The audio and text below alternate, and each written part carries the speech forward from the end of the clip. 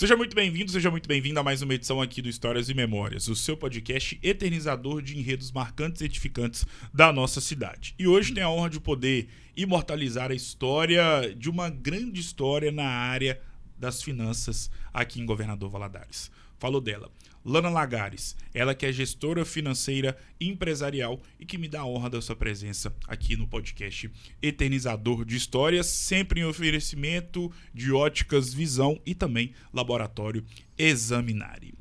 Lana, primeiramente, seja muito bem-vinda. É uma honra inenarrável poder te receber. Obrigado por ter aceitado o convite. Bom dia, boa tarde ou boa noite, depende do horário que vai estar nos acompanhando. Seja muito bem-vinda. Muito obrigada, Gustavo. A honra é completamente minha. Estou muito feliz de estar aqui com você. Tamo junto, Lana, e eu que agradeço por ter aceitado o convite. É sempre muito legal receber pessoas da sua grandeza. E, Lana, para começar nosso bate-papo, como eu faço com todas as pessoas que sentam onde você está sentada neste exato momento, nós sabemos que o assunto saúde mental ganhou um corpo na sociedade a partir de 2020. Existe o debate sobre saúde mental e as doenças da mente pré-2020. Existe esse cenário pré-2020 e o cenário pós-2020, por conta de tudo aquilo que o mundo viveu com a pandemia da Covid-19. Haja vista que temos visto o corpo, a abrangência que os profissionais que cuidam da mente ganharam e continuam ganhando na sociedade. Falo de psicólogos, médicos psiquiatras, terapeutas, hipnoterapeutas, enfim. Feito essa pequena introdução, como está a Lana Lagares mentalmente falando neste início de 2026? Olha, está bem, graças a Deus. Assim, eu falo que a saúde mental, ela lidera todo o restante. Sim. Então, se você não tiver uma saúde mental adequada, saudável, todo o seu corpo sofre com isso, né? Então, eu falo que a mente, ela tem um poder de transformar ou também de deixar você abatido. Todo o seu corpo, a sua mente vai ser afetada. E, graças a Deus, hoje a minha mente está tranquila, está em paz. A área em que eu atuo, ela deixa a gente um pouco estressada às vezes, né? Mas eu tento realmente focar a minha mente aqui onde eu posso ter algum nível de controle, ao nível terapia, que é muito importante. Eu falo que todo mundo deveria fazer terapia. E eu tento realmente focar em cuidar dessa área com um pouquinho mais de zelo. Qual foi o grande legado que a pandemia deixou na sua história de vida? Que o tempo pode acabar a qualquer momento. Isso a gente já sabia, né? A gente está aqui hoje, mas esse momento pode acabar a qualquer momento. Porém, a pandemia, eu acredito que ela veio evidenciar isso, que o nosso tempo, ele não é eterno aqui, né? Então, nós temos um determinado tempo já determinado, né? De acordo com aquilo que eu acredito por Deus. E eu acredito que a pandemia, ela veio mostrar que a qualquer momento você pode ir e que o nosso tempo, ele tem um tempo já determinado e que a gente precisa saber usar melhor o nosso tempo. Isso mudou muita coisa em mim, inclusive. Como que eu uso o meu tempo, como que eu lido com as pessoas que eu amo, que eu quero estar perto. E a minha mãe trabalhou de forma de frente, né? Na Covid, ela trabalha no hospital e isso evidenciava cada vez que ela ia no plantão, aquilo gerava na gente uma angústia, né? Então, você abraça mais, você diz que ama mais, você beija mais, você quer estar mais perto dessas pessoas. Então, evidenciou e trouxe ainda mais clareza de que a gente precisa valorizar mais os momentos que realmente são importantes na nossa vida. Como era a Lana Lagares nos tempos de escola? Ai. Essa risada me pegou. Olha, eu sempre fui uma menina alegre. As pessoas que me conhecem, que convivem comigo no meu dia a dia, elas falam muito isso de mim. Então, nunca foi diferente. Sempre fui uma pessoa muito alegre. divertida, alta astral. E tento ainda ser essa pessoa, né? Por que tento? Porque a vida, ela vai trazendo sempre novidades pra gente. Sim. E às vezes a gente acaba deixando perder um pouco na nossa essência. Então, eu hoje tento me lembrar, inclusive, de quem sempre eu sou. Sim. E sempre fui uma pessoa muito alegre, comunicativa, rodeada de amigos. Eu falo que eu sou sanguínea. O sanguíneo, ele onde ele chega, ele realmente é acolhido, é aquela festa. E eu gosto muito de pessoas, eu gosto muito de estar entre amigos. Então, desde sempre foi essa boa comunicação. Qual é a grande lembrança que você tem dos tempos de escola? Olha, tem uma lembrança muito específica. Não tem o filme Auto da Compadecida? Sim. Naquela época, a gente fez um teatro do Auto da Compadecida. E eu lembro que eu peguei esse filme, eu vi esse filme por várias vezes e como fosse redigir mesmo, colocar ele em um formato de teatro. E assim, como sempre eu fui uma pessoa de liderar, de estar no meio da galera, de estar junto, eu falei, gente, vamos montar uma peça do Auto da Compadecida. E ali eu tenho até foto, eu vestida da Santinha. E aí, várias pessoas que compuseram, né, esse teatro. E, assim, foi um sucesso na escola. Nós repetimos esse teatro umas 3, 4 vezes. Fomos em outras escolas também. Então, foi algo, assim, marcante mesmo na minha vida, que eu gosto de lembrar, sabe? E eu adoro esse filme. E ele ficou realmente marcado. Qual é o professor ou professora da sua vida? Nossa.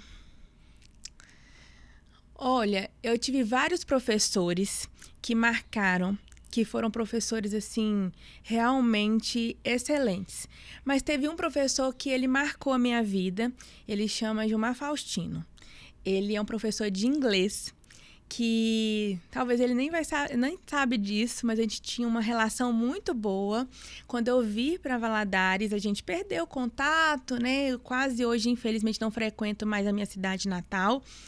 E esse professor marcou. Ele me ensinou muita coisa. Eu falo que ele que me ensinou a gostar de boas músicas. Que legal. Né? Aprendi muita coisa com ele. Ele só não conseguiu me ensinar o inglês de verdade. Mas ele me ensinou várias outras coisas. Teve a irmã dele também, a Rita Faustino, que é uma pessoa também muito querida e que também eu tive uma relação muito boa. Mas todos os meus professores, de uma forma geral, eu gosto muito de todos eles e eu tive uma boa relação com todos eles. Pensando na sua vida e, sobretudo, no ponto cerne da mudança que você teve de sair de Goiabeira para poder vir para Governador Valadares, existiu a Alana Lagares, antes de ser gestora financeira e empresarial, acadêmica de psicologia. Eu disse existiu, porque hoje existe a profissional que cuida de finanças. Sim. Principalmente de empresas ligadas à área da saúde. Mas para quem não te conhece, como é que se deu essa história para chegar neste momento atual? Olha, Gustavo, eu sempre gostei muito da área da psicologia, né? É até uma diferença muito grande, né? É uma trajetória diferente. Mas eu vim para Valadares exatamente para estudar psicologia. E aí foi um caminho meio que não controlável. Não teve um projeto, sabe? Sim. Então, assim, eu comecei na psicologia, fiz 2 semestres de psicologia, gosto até hoje, inclusive tenho vários colegas, né? Tenho várias pessoas que hoje eu atendo que são psicólogos, porém, eu falo que a psicologia ela está ainda aqui dentro, ela está enraizada no meu coração e, de alguma maneira, meu marido fala que a minha segunda profissão não formada é a psicologia, porque ele sabe bem que após o meu trabalho, quantas vezes eu chego em casa e eu tenho a sessão de psicologia com os meus clientes. E aí ele fala assim, Lana, mas por que isso? Porque a minha escuta, eu acredito que ela é uma escuta boa, Sim. sabe? E eu tento ouvir o meu cliente e tento ver o meu cliente muito além do cliente que ele é.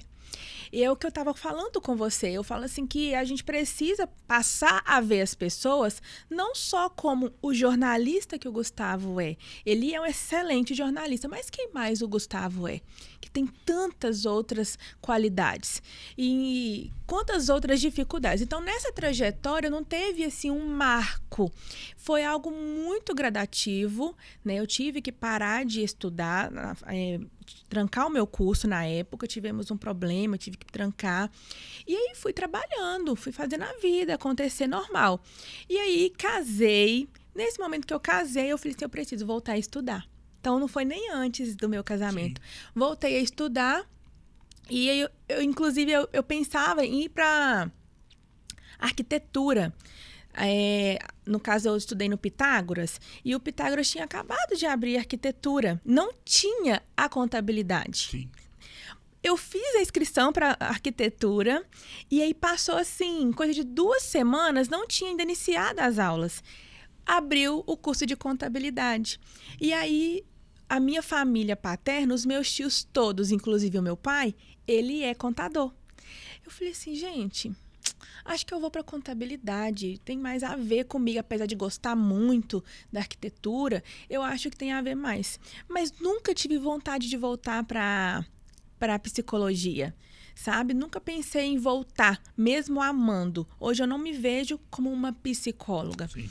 E aí foi quando eu ingressei na contabilidade e hoje é o que realmente eu amo fazer parte das empresas, amo contribuir com as empresas, amo ver o desenvolvimento e o resultado que a gestão traz na vida, tanto empresarial como na pessoal desses donos, porque eu falo que não é o contrário, não é o sócio para a empresa, é a empresa para o sócio. Então, quando se trata de finanças, sabe, Gustavo? Mas aquela pessoa que você precisa construir, ela vai impactar em muito a sua empresa. Mas ela é mais difícil de ser construída até do que a própria empresa. E pegando um gancho no que você acabou de falar relacionado à sua história de vida.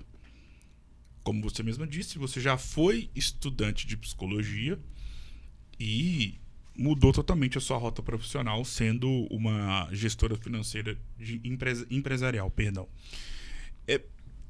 Como a psicologia ligada, obviamente, à questão da saúde mental tem relação diretamente com a visão que nós, seres humanos, temos com o dinheiro?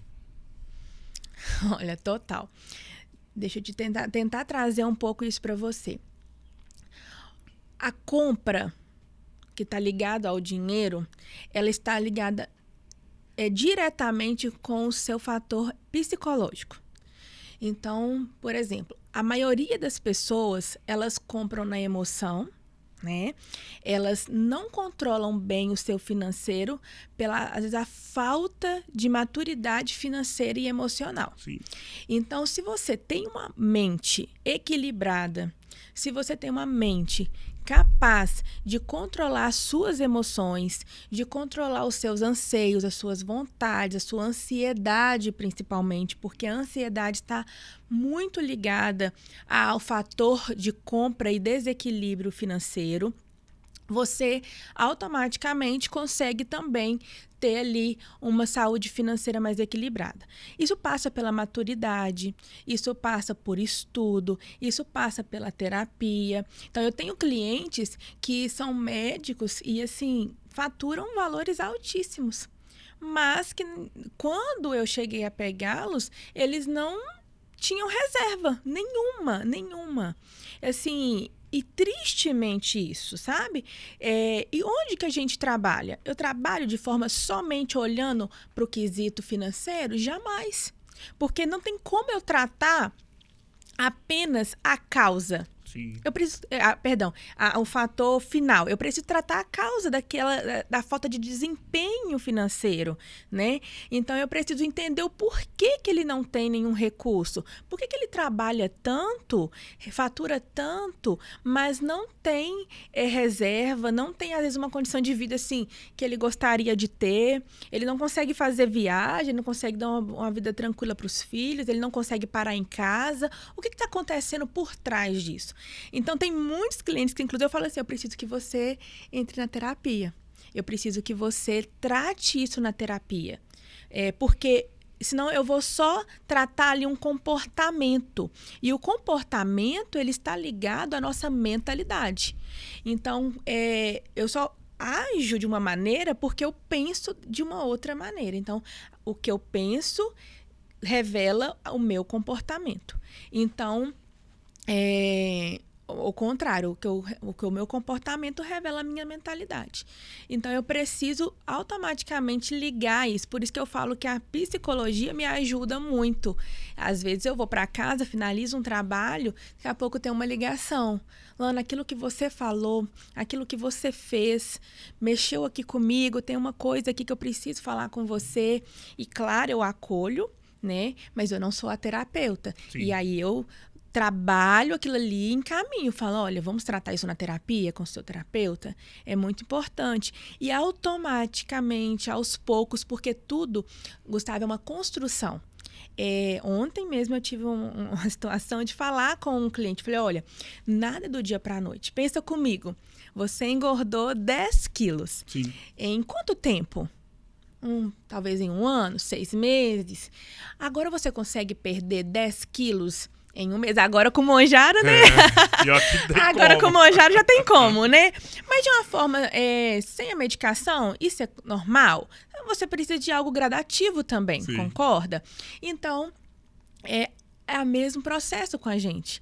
Eu preciso caminhar com você para que você consiga, então, reverter isso. Então, tudo é com o tempo. Tem coisa que a gente resolve a curto prazo, a médio prazo e coisa que a gente resolve a longo prazo. Então, a psicologia, ela está muito atrelada à forma de consumo das pessoas, à forma que você lida com o dinheiro, à forma que você pensa do dinheiro. Por que o dinheiro ele é uma válvula de escape, sabe?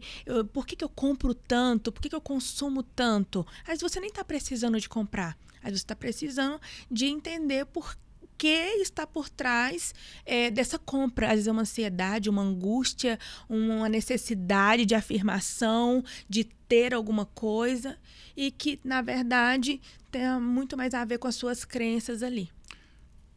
Qual é o papel de uma gestora financeira empresarial na vida de empresas? Olha, eu falo que não existe um único papel, né? Mas existem papéis que a gente desempenha que vai trazer o resultado final. Porque não existe um resultado que ele venha de uma única ação. Ele é um conjunto de ações. Então, meu papel é instruir, é caminhar, é analisar, é trazer clareza, é trazer segurança, principalmente, porque eu trabalho com o dinheiro do meu cliente, né? Então, eu tenho acesso ao financeiro desse cliente. Então, muitas vezes empresarial, e tantas vezes depois ele me contrata para fazer o pessoal dele. E aí eu tenho acesso à vida pessoal. Então, ali eu consigo, de fato, ajudar na instrução. Eu falo que a minha parte também é educacional. Sim. Porque eu falo que não é eu pegar e realizar apenas. Eu preciso, às vezes, realizar pegando na mão dele, instruindo ele, mostrando ele o caminho, mostrando ele a direção, por onde trilhar, mas eu preciso que ele aprenda. Eu preciso que ele também consiga desenvolver aquilo até com uma análise crítica, porque eu posso não estar ali a vida toda. E se chegar um outro e não souber realizar esse trabalho da maneira coerente, ele vai ter capacidade analítica de dizer se aquilo ali está correto, se não está correto. Então, ele tem a capacidade de analisar mesmo.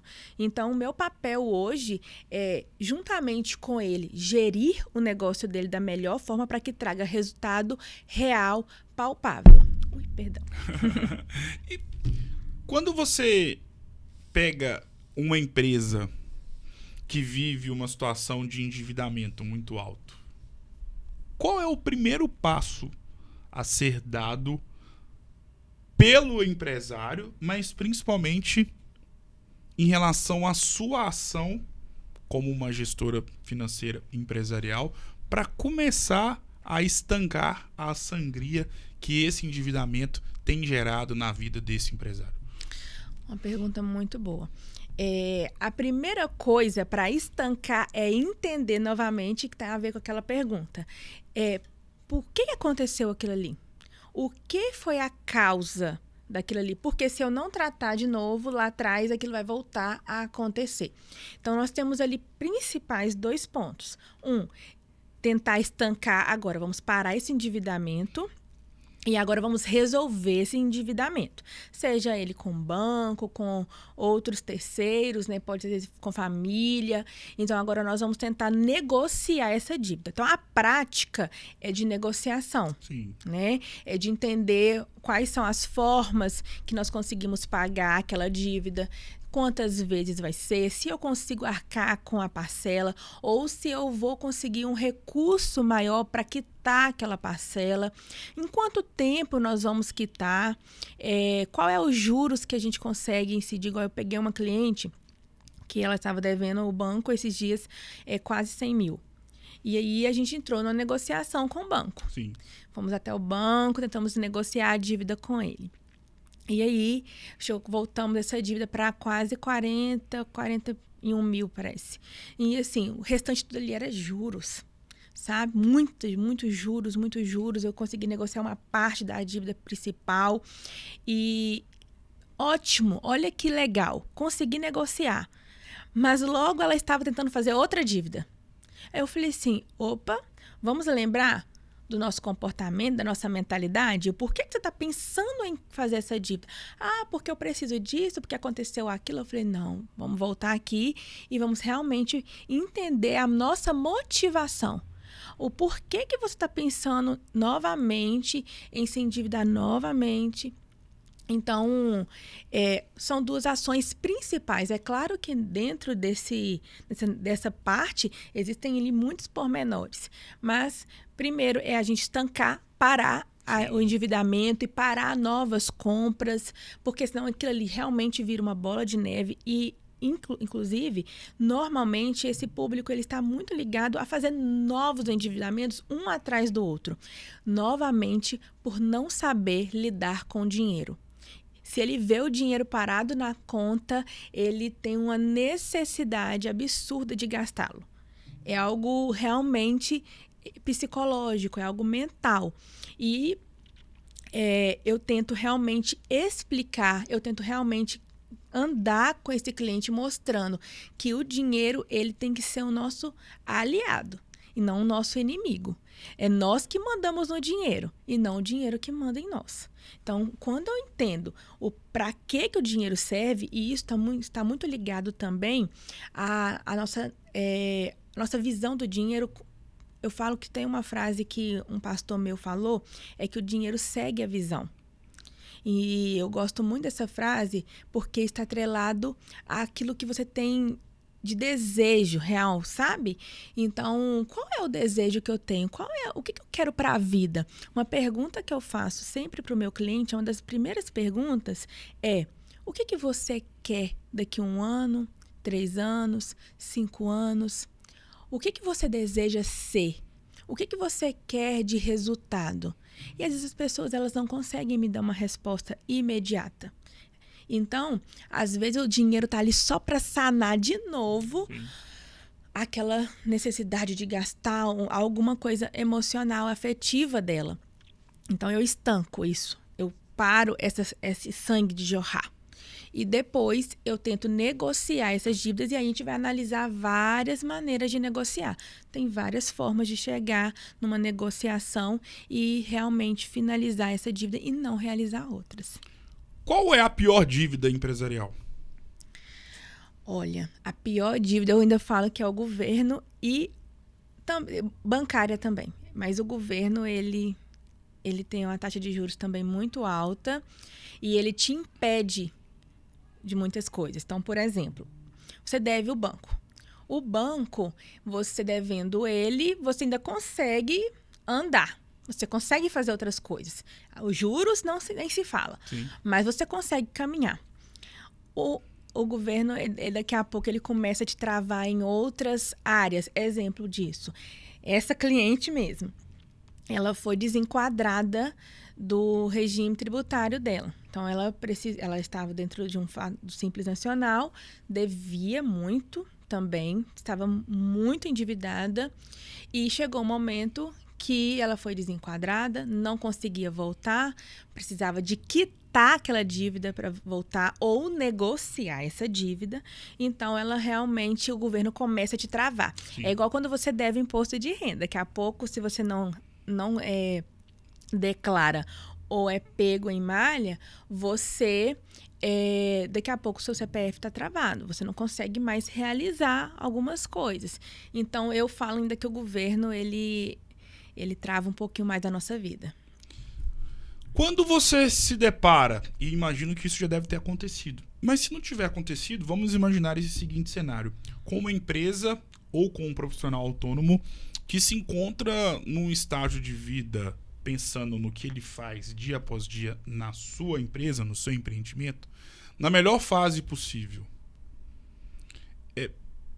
O que você consegue fazer para poder alavancar ainda mais algo que já está dando muito certo? Ótima pergunta. Tem gente que fala assim, que em time que está ganhando não se mexe. Eu não concordo muito com essa vertente. Claro que existe análise, a gente precisa pensar, mas, às vezes, no time que tá ganhando, você consegue. Você que é cruzeirense, às vezes chega um jogador... Às vezes chega um jogador que consegue trazer mais resultado pro time. Ele já tá ganhando. Sim. Então, existem aí várias formas. Existe um ponto que a gente chama de alavancagem de venda, principalmente, que a gente precisa analisar alguns fatores daquela empresa, que a gente consegue tratar ali, trabalhar o ticket médio daquela empresa, a gente consegue melhorar os pontos de venda daquela empresa, a gente consegue melhorar produtos, analisar custo. Às vezes a empresa já está faturando bem, mas às vezes tem ali gaps, tem gargalos naquela empresa que se corrigidos, se estancados, a gente consegue ainda mais faturar. Sim. Agora, um ponto muito importante, Gustavo, faturamento não quer dizer lucratividade. Então, tem vários empresários que estão faturando muito, mas que estão no negativo, que estão quebrando mesmo faturando muito. E como isso pode acontecer? Porque muitas vezes aquela empresa que está faturando alto, ela está com a precificação inadequada. E quanto mais você vende numa situação inadequada, mais prejuízo você tem. Então, a gente analisa alguns pontos. Onde que eu tenho ali capacidade de ampliar, de aumentar? Quais são os meus pontos fortes? A gente analisa ali a SWOT, né? A matriz SWOT. Quais são os meus pontos fortes? O que eu tenho de capacidade ainda de aumentar, de melhorar, de entregar mais? Então, ali a gente vai encontrando fórmulas de aumentar e de melhorar a capacidade produtiva daquela empresa. E, às vezes, produtiva não quer nem dizer de ampliação. Sim. Eu posso produzir menos ou até produzir igual, porém melhor. Porém, com uma entrega melhor, com um resultado melhor, tanto financeiro como de qualidade para o meu cliente ou para o meu paciente. Tá? Então, às vezes a pessoa pensa que você crescer tem muito a ver com ampliação. Tem muito a ver com eu vou abrir uma nova clínica. Não, às vezes você está precisando de melhorar o seu processo. Eu preciso melhorar o processo. Eu preciso, então, entender se existem gaps no processo que poderiam estar me dando melhor atuação, cortando custos, talvez. Eu analiso muito essa questão do custo. O custo eu falo que é igual unha, sempre tem que estar sendo aparada. Sim. Porém, às vezes, será que realmente é só custo? Será que a entrega que não está adequada? Então, tem várias maneiras da gente conseguir essa melhor atuação, produtividade. Olana, eu conheço muitos jovens empreendedores aqui em Governador Valadares que possuem espaços físicos e me chama muita atenção esse tipo de movimento, e claro, não só em Valadares, mas em todo o Brasil, em todo o mundo, de pessoas com 20, 22, 23 anos, às vezes menos de 25 anos, já obtendo a própria empresa. Nem que seja uma média ou pequena, independentemente do nicho em que ela segue. Eu acho muito salutar ver esse tipo de movimento, porque pensando no lado financeiro, automaticamente eu penso. Eu já fui chefiado por um jovem, um líder jovem em relação à questão de idade. E quando ele me falou que estava abrindo uma empresa física, automaticamente eu pensei, esse menino, quando a mãe dele dava R$10 para ele poder lanchar na escola, ele gastava 3, 5 e guardava os outros 5. E isso se repetia todos os dias. Enfim, é uma ideia que eu tenho. Você, como um especialista em finanças, sobretudo na área empresarial, quais são ou qual é a característica maior que esse tipo de pessoa tão jovem, com menos de 25, 24 anos, já tem, que já consegue ter uma empresa e adotar para si uma responsabilidade financeira gigantesca? Mentalidade. Eu falo que é a resposta, assim, se eu fosse resumir, se você falasse, eu quero uma palavra, é a mentalidade. E o que na prática significa isso? Existem aqui, em Valadares, excelentes empresários, tá? Que estão no ramo 30, 40 anos, mas que estão quebrados. E existem empresários novos, como você mesmo mencionou, mas que já estão há muito tempo, já está, né, num patamar de lucratividade, num patamar de produção com muito maior do que esses. Qual a diferença? A mentalidade. O que significa isso? Gustavo, nós precisamos entender que a empresa, ela precisa ter alguns... Como eu vou explicar isso? Tem alguns pontos na empresa que existem para nos abastecer. Sim. Mas existem pontos que nós temos que abastecer a empresa. Nos 3 primeiros anos da empresa, ela está ali ainda engatinhando, né? Então, o dono precisa estar ali muito próximo, ainda muita dependência daquela, depende muito dele, né, a empresa. Mas se você não entender que você não consegue ficar o restante da sua vida só na produção e que você precisa ter um olhar estratégico para o seu negócio, você vai morrer nele. O dono, ele não pode ficar o resto da vida só dentro da produção. Ele precisa conhecer a produção como mais ninguém. Sim. Ele precisa entender do negócio dele mais do que qualquer gestor, qualquer outro funcionário, mas ele não pode estar ali. E, infelizmente, existe ainda uma crença de que o dono ele precisa ou estar totalmente na produção e agora tem uma outra vertente de que você tem que sair da produção, sair do operacional. Eu não falo que nem é um e nem outro. A gente precisa saber fazer a leitura do tempo. Então, existem os 3 primeiros anos da empresa que vai ser necessário que você seja mais presente. Mas vai existir também momentos que você precisa sair de dentro da sua empresa, olhar de fora e ter uma mentalidade de dono, porém de empresário, mais arrojada. O que eu preciso para poder ser um bom empresário? O que eu preciso desenvolver? Um empresário ele precisa desenvolver habilidades comportamentais, mentais, estratégicas. Eu tenho que saber de marketing, finança, comércio, vendas, tudo ao mesmo tempo? Preciso.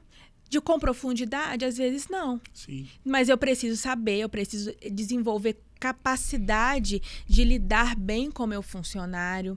Então, hoje, eu percebo que aqui em Valadares a gente tem um pouco ainda dessa dificuldade de entender, de estudar, de aprofundar, de ler, de conseguir outros profissionais que nos ajudam. Aquilo que você tem uma deficiência, traz outra pessoa para colaborar com você. Se eu não sou boa em finanças, tem alguém que Tem alguém que pode fazer essa parceria comigo, que possa me ajudar nessa caminhada. Se eu não sou boa em vendas, tem outras pessoas que são, mas existe ainda às vezes um orgulho, sabe? De que, não, eu dou conta sozinho. E quando vê, o barco já está afundando. Então, a mentalidade muda a nossa forma de caminhar. Como você enxerga, como você anda, como você se vê, sabe?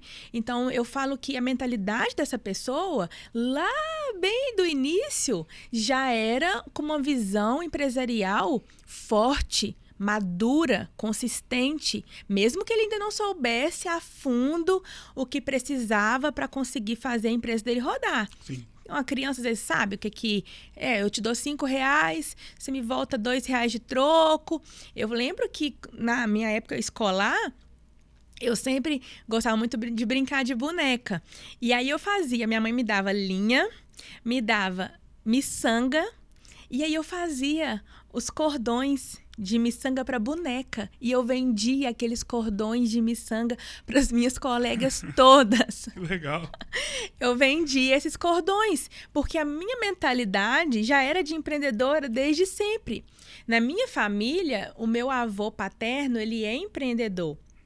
E eu vejo que eu puxei muito isso. Então, assim, eu gosto de empreender, eu gosto de vender. Nós somos vendedores natos, nós já nascemos com isso. Então, nós vendemos. Você vende o seu serviço, você se vende. E antes mesmo de eu comprar uma empresa, eu compro, às vezes, o dono, eu compro ali a ideia, eu compro ali a história. Um outro ponto muito grande da mentalidade é a história daquele negócio. Às vezes hoje as pessoas elas não compram apenas uma pulseira. Agora, o que está por trás dessa pulseira? Sabe? Qual é a história que você conta por trás dessa pulseira? O que você gerou para que essa pulseira chegasse ao mercado? E aí, às vezes, você quer simplesmente... A forma de consumo hoje mudou muito. A forma de eu comprar mudou muito. Hoje eu quero ter uma experiência. Então, tudo isso está relacionado à mentalidade que você tem. Eu posso vender um suco de laranja num copo de plástico, ele vai valer um valor, ele vai ter um valor agregado. Eu posso vender um suco de laranja num copo comum. Eu posso vender ele numa taça, que ele vai ter um outro valor. E eu posso vender aquele suco de laranja num copo bacana, com uma florzinha em cima. Tudo isso muda a percepção de valor do seu cliente ou do seu paciente. Então, essa mentalidade muda o jogo. Muda o jogo, faz com que você se destaque no mercado, faz com que as pessoas queiram comprar de você de uma maneira diferente. Hoje tudo ficou muito gourmetizado, mas eu posso trazer uma experiência para o meu paciente sem que ter tanta essa gourmetização, porém trazendo um acolhimento. Na área da saúde, principalmente, um dos problemas principais é a falta de acolhida. Sim. Né? Às vezes você tem ali um espaço maravilhoso, mas o profissional não sabe te acolher, às vezes não te trata pelo nome, às vezes não te dá um bom dia, está já te atende já com a máscara no rosto, com a luva na mão e primeiro não ouviu. Aí a gente volta de novo aquelas perguntas iniciais. Então, isso também é mentalidade. Então, o que muda, o que difere, o que transforma a pessoa que começou lá do início vendendo uma miçanguinha de R$1. Eu vendia já caro, né? Vendia caro. Para uma pessoa que já está há 30 anos batendo cabeça, sem crescer, sem entender o que ele está fazendo de errado, é a mentalidade. Você trabalha com profissionais ligados à área da saúde. E talvez o principal profissional ligado à área da saúde sejam os médicos, por inúmeras razões. E eu tenho relatos, e já presenciei, em casos até na minha família, e cheguei à seguinte conclusão, de que ao se formar em medicina, automaticamente, se esse formado não veio de um berço de ouro, ele ascende socialmente falando e economicamente. Se ele veio de berço de ouro, ele vai continuar mantendo o mesmo padrão ou vai elevar o padrão daqui a alguns anos daquilo que ele sempre viveu, desde a infância. E na cabeça das pessoas, de quem é leigo, de quem não tem ninguém na família ou nenhum grande amigo próximo médico, a pessoa formou em medicina, automaticamente ela já é rica. É o que as pessoas pensam. Sobretudo a população brasileira. Existe essa visão acerca da figura do médico. Só que ao mesmo tempo, a gente sabe, e aí é só você dar uma googada, ou se tiver um conhecido, você sabe que de fato, quando você se forma, você pega um posto de saúde, você vai dar plantão em um hospital público, às vezes o que você vai ganhar com um plantão é um salário inimaginável de muitos trabalhadores de vários segmentos diferentes. Então talvez por isso existe essa ideia na cabeça de muita gente que ao se formar, o médico automaticamente ele já fica rico.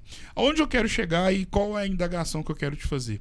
Como trabalhar a mentalidade de um médico, sobretudo esse que não veio de um berço de ouro, para ele não ficar totalmente cego em relação àquilo que o dinheiro pode dar para ele no momento em que ele se forma, porque ele acaba tendo uma quantia financeira que para muita gente pode ser pouco, mas para a realidade que ele veio, é algo inimaginável. E aí, com um mês de formado, atendendo em um posto de saúde ou atendendo em um hospital público, ele já recebe por um plantão algo que ele nunca imaginou receber.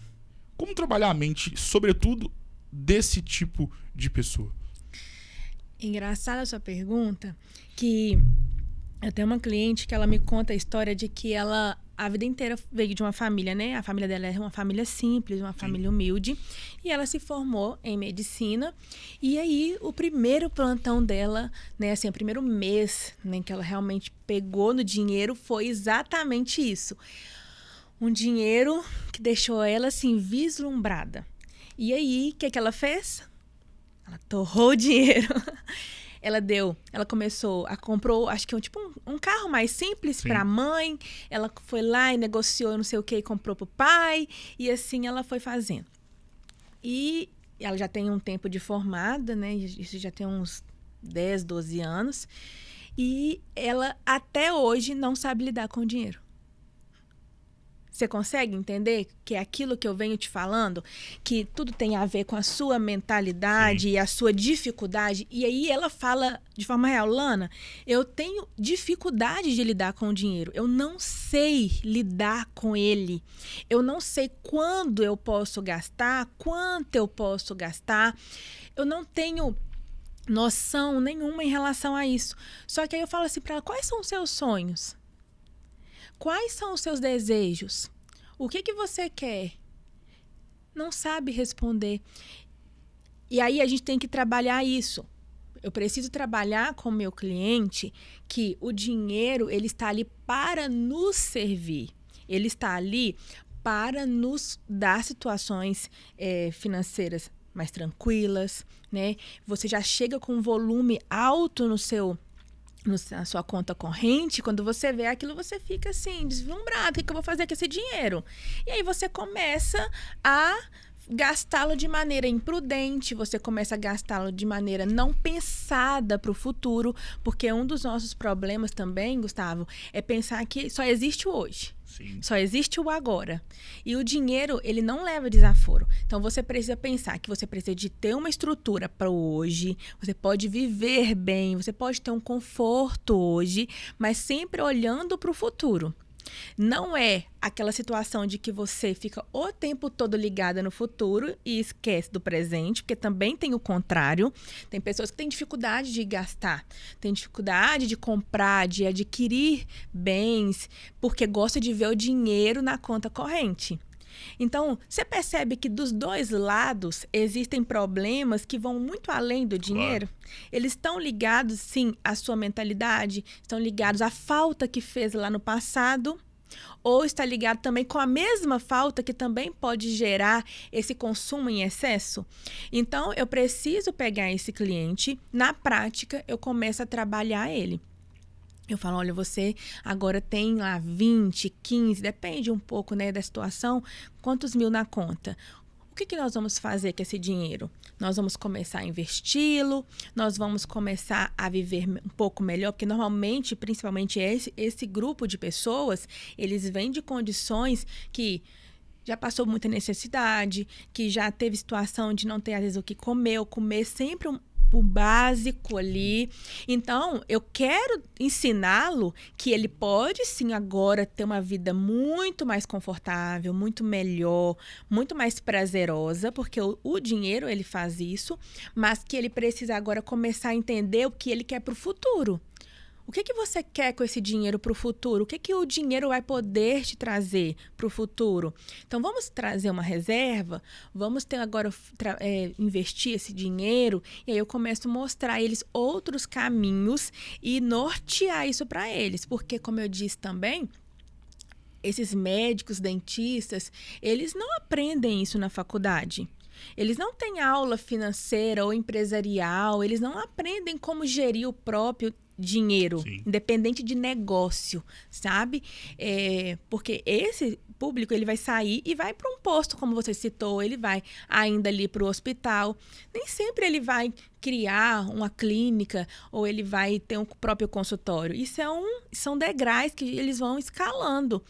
Então, eu começo a mostrá-lo que é possível, sim, ter uma relação com o dinheiro saudável, ter uma relação com o dinheiro que ele te sirva. E não você sirva, ele vira escravo do dinheiro. Na maioria das vezes, a resposta em relação aos sonhos está ligada de ter o próprio negócio. Lana, eu quero ter a minha clínica, eu quero ter outros profissionais trabalhando comigo, eu quero, às vezes, ter só o meu consultório. Tem gente, sim, que não quer uma clínica.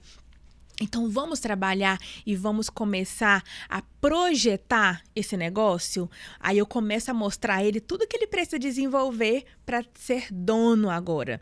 Porque enquanto ele é plantonista, por exemplo, ele vai até aquele hospital, lida com pessoas, lida com toda a equipe médica, né? Lida às vezes ali com a pessoa da limpeza. Então, a gente começa a mostrar para ele que da mesma maneira que ele está ali dentro do hospital, fazendo aquilo que ele foi chamado para fazer, quando ele tiver o próprio negócio, ele vai ter que lidar com a enfermeira que ele contrata, com outro médico que trabalha com ele, com a moça, o rapaz da limpeza, que ele vai ter que saber lidar agora com essas pessoas com um olhar de empatia, com um olhar de dono, trazendo sempre a responsabilidade para si mesmo. Então, tudo isso a gente vai trabalhando. E aí eu vou formando aquela pessoa, eu vou trabalhando para formar aquela pessoa para ser dono.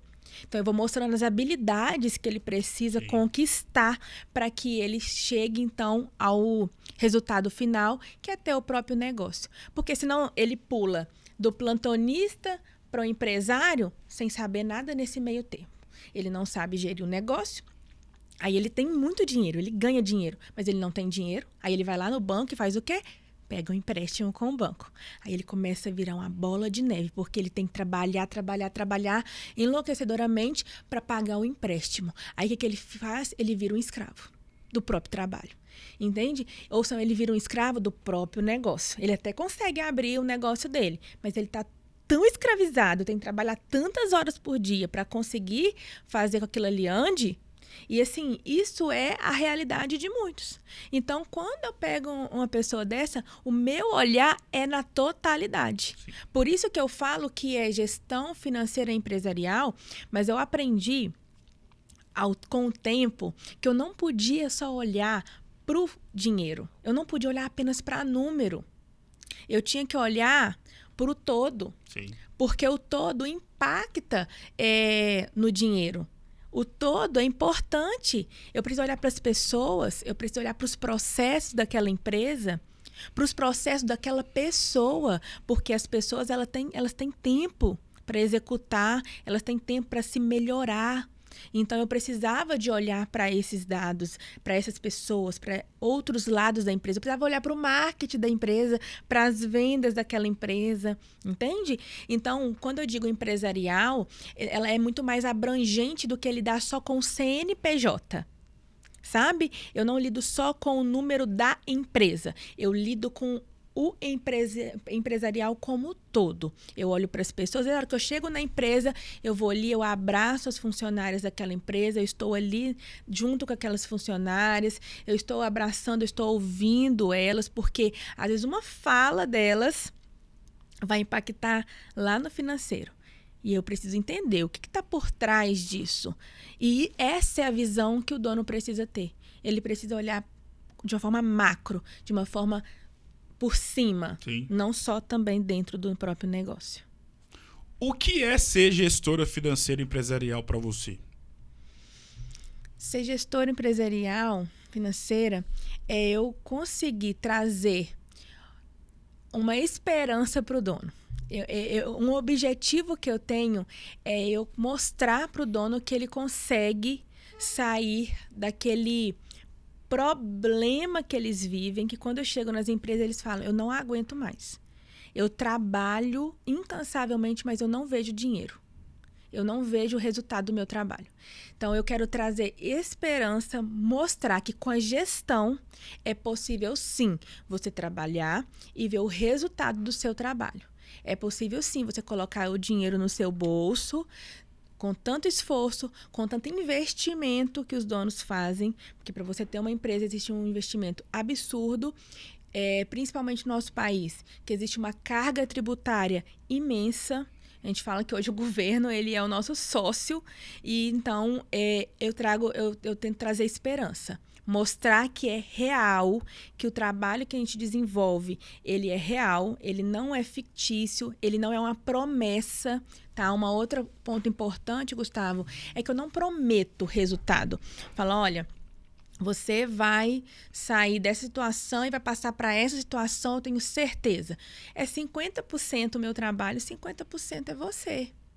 Entende? É 50% dono. Eu sei do que eu consigo entregar, mas eu preciso do outro 50% para ter resultado. Mas eu tenho certeza que do lado de cá, dos meus 50%, eu consigo trazer resultado. Então, ser gestora financeira empresarial, para mim, é eu trazer esperança para aquele dono de que, em tempo hábil, nós vamos conseguir trazer bons resultados, bons frutos naquilo que ele já desempenha com tanto cuidado, com tanto zelo e com tanto esforço, né? A nossa vida é como se fosse um livro, com páginas positivas e páginas negativas. São assim todos os livros que já foram lançados e todos que serão lançados por toda a eternidade. E o mais interessante é que se a gente parar para pensar, nos livros propriamente ditos, nós temos páginas e capítulos positivos e negativos.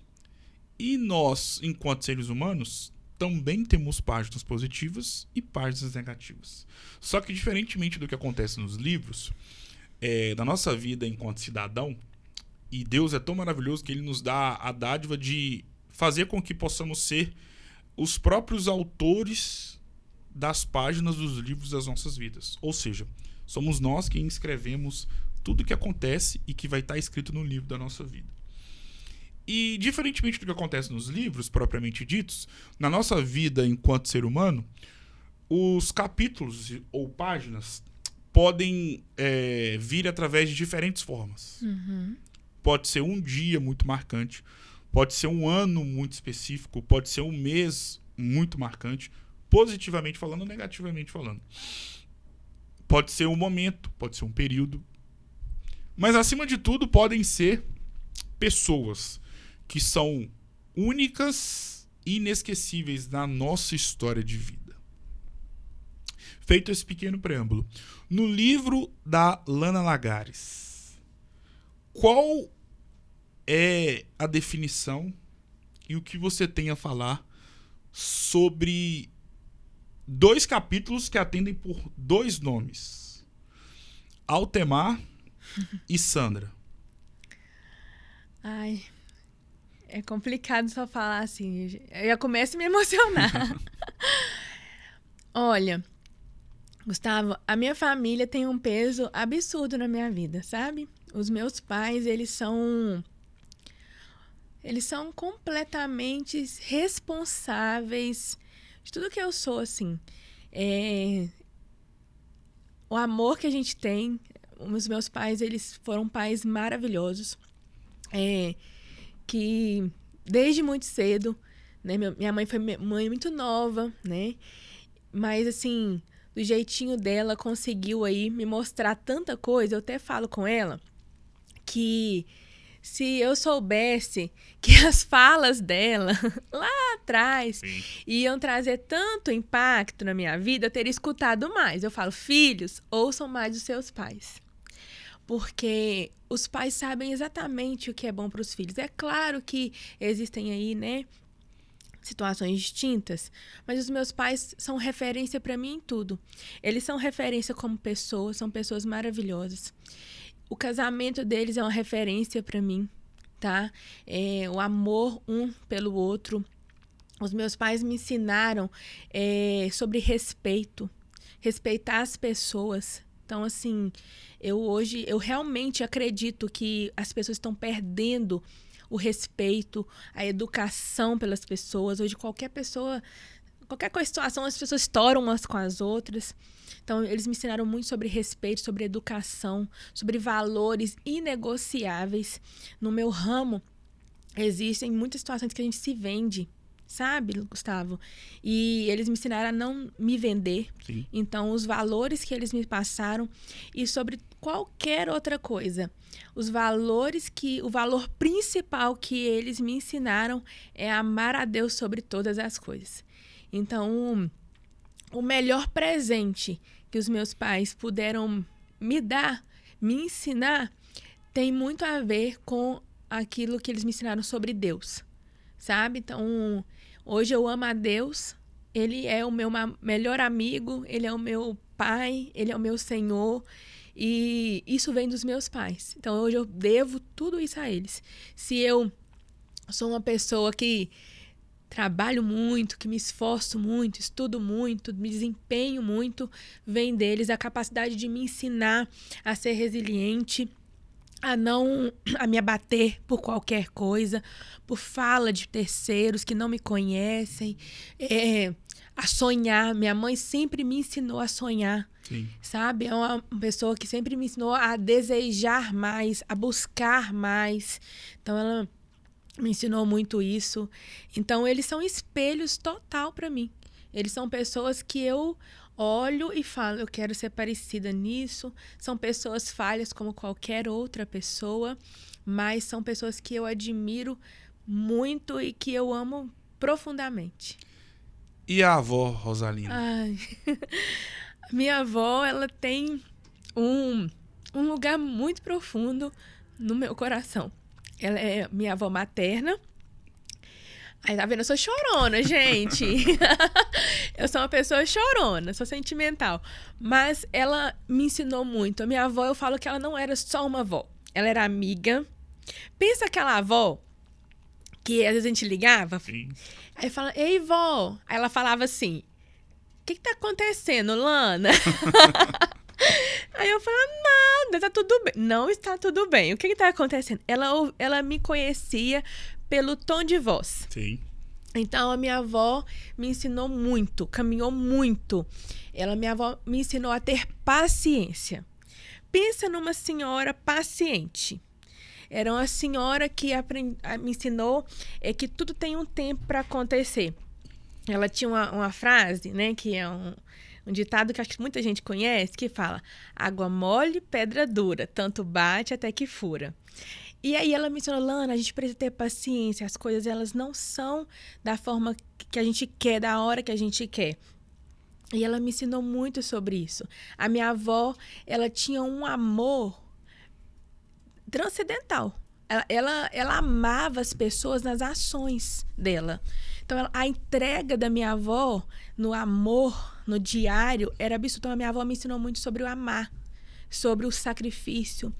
Porque o amor, Gustavo, hoje está muito perdido, ele está muito fluido. E amor é sacrifício. Amor é você se doar diariamente, sabe? E a minha avó me ensinou muito sobre amar. Amar, se desfazer, às vezes, de você em detrimento ao outro, pelo outro, estar com o outro na ação, na prática e não na palavra. Porque amar na palavra todo mundo ama. Mas no diário, ali junto, você tá indo casar. É verdade. Você vai ver isso, que o amar é uma escolha diária de todos os dias decidir amar e se entregar pelo outro. Foi isso que Cristo fez por nós. E eu via Cristo na vida da minha avó diariamente. E ela fazia isso com maestria. Então, isso me ensinou muito no servir, sabe? Então, hoje eu tento ser um pouquinho... Nossa, quem sou eu para chegar perto dela? Mas um pouquinho eu tento ser no servir. Servir ao outro e servir com alegria. Servir sempre com alegria. Agora é o jogo das palavras. Vou citar nomes ou palavras e você vai defini-los ou defini-las com uma palavra. Tá joia. Podemos ir? Podemos. Vida. Cristo. Deus. A razão de todas as coisas. Amor. Sacrifício. Gestão financeira. Nossa, essa é difícil porque eu nunca acho que é uma palavra, mas eu acredito que é inteligência. Dinheiro. O dinheiro. Gestão. Psicologia. Inteligência emocional. Goiabeira. Raiz. Governador Valadares. Meu presente e o restante só Deus sabe. Família. Minha base.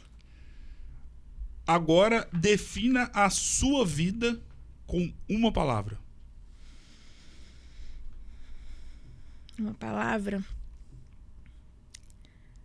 Gratidão. Eu sou muito grata a Deus. Defina a sua história de vida com uma frase. Esforço, trabalho, dedicação. É uma palavra, né? Defina essa conversa com uma palavra. Alegria. Eu estou muito grata e muito alegre com essa conversa. Foi um bate-papo incrível, delicioso. Estou realmente lisonjeada de estar aqui com você. Estou muito feliz e muito grata. E foi uma honra. E faço das suas as minhas palavras. A recíproca é mais do que verdadeira. Foi muito interessante, né? E guardarei para sempre o dia de hoje, onde eu tive a incrível honra de poder eternizar a sua incrível história de vida. Lá de Goiabeira, começou como acadêmica de psicologia, trabalhou até se formar como uma pessoa que auxilia inúmeras outras vidas através das finanças. Muito obrigado, sucesso e claro que as portas estão abertas para você poder voltar mais vezes. Muito obrigado. Eu que agradeço, eu realmente estou muito grata, muito feliz e espero poder voltar tantas outras vezes, sempre com novidade para o mundo empresarial, para Valadares, para os empresários daqui. É um prazer e o meu objetivo é realmente trazer, ajudar mesmo os empresários a fluírem aí, subirem na carreira profissional. Tamo junto, Lana. Obrigado mais uma Obrigada. vez. Foi uma honra. O Histórias e Memórias de hoje vai ficando por aqui. Lembrando que eu volto na próxima terça-feira com mais uma história marcante e edificante que será imortalizada aqui no podcast Eternizador de Histórias. Um grande abraço e até a próxima.